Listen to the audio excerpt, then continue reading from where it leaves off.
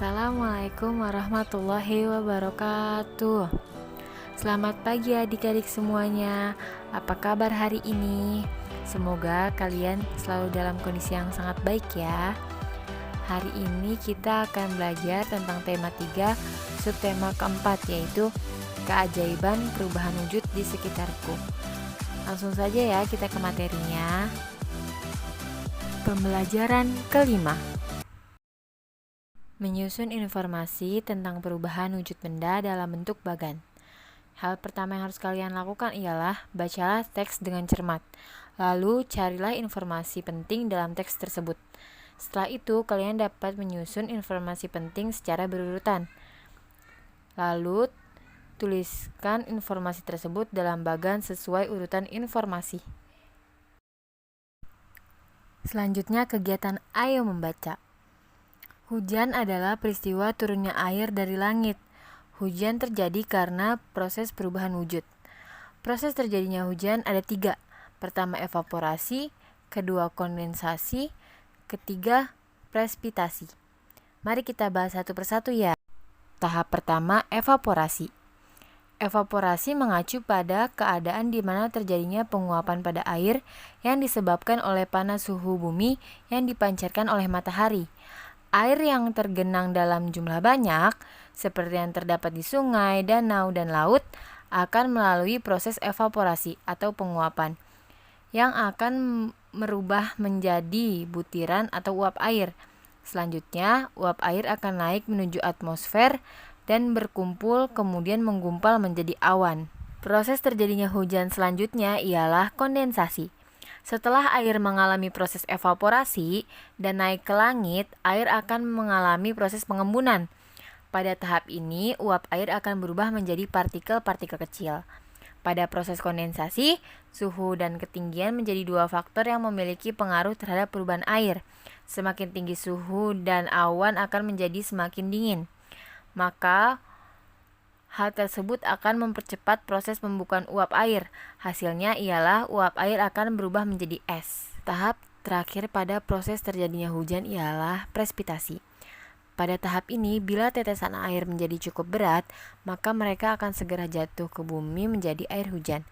Tahap ini juga disebut presipitasi karena ada beberapa macam bentuk saat tetesan air turun, seperti hujan air, salju, dan hujan es. Hujan yang turun akan membawa air kembali ke bumi dan siklusnya akan terus berulang. Matahari menyinari bumi dan air akan menguap lalu turun akan kembali menjadi hujan. Nah, sekarang kita memasuki pembelajaran matematika. Satuan waktu yang tepat. Hujan mulai turun pada pukul 6:30 pagi dan berhenti pada pukul 8:15 pagi. Berapa lama hujan turun? Nah, sekarang kita cari dulu. Dari jam 6.30 sampai jam 8.15 itu jaraknya berapa lama? Dari 6.30 sampai jam 7 pagi itu jaraknya 30 menit. Lalu dari jam 7 ke jam 8 pagi itu jaraknya 1 jam. Dari jam 8 ke jam 8.15 itu jaraknya 15 menit. Maka 30 menit ditambah 1 jam ditambah 15 menit. Jadi totalnya 1 jam 45 menit. Jadi lama hujan turun selama 1 jam 45 menit. Pembelajaran PPKN. Saling menolong orang lain. Saling menolong dapat menciptakan kerukunan dan mempererat hubungan pertemanan. Menolong orang lain harus dilakukan dengan tulus dan tidak terpaksa. Jika kita ditolong orang lain, sebaiknya kita mengucapkan terima kasih kepada orang tersebut. Sikap saling menolong juga dapat mempererat persatuan di sekolah. Maka dari itu, kalian harus saling tolong-menolong dengan teman kalian ya. Nah, sekarang ayo kerjakan latihan di buku LKSmu ya. Pembelajaran ke-6. Membuat kalimat dari peristiwa perubahan wujud benda. Saat kalian membuat kalimat dari peristiwa perubahan wujud benda, kalian harus membuat dengan susunan yang benar dan menulis kata-kata dengan ejaan yang benar pula. Contohnya sebagai berikut. Peristiwa perubahan wujud benda membeku. Penjelasannya, pertama, membeku adalah peristiwa perubahan wujud benda dari cair menjadi padat. Kedua, perubahan wujud benda membeku ini dapat dimanfaatkan dalam pembuatan es krim. Ketiga, Lani membuat es krim bersama ibu. Manfaat gotong royong dan saling menolong di masyarakat. Pertama, menumbuhkan rasa toleransi antar warga masyarakat.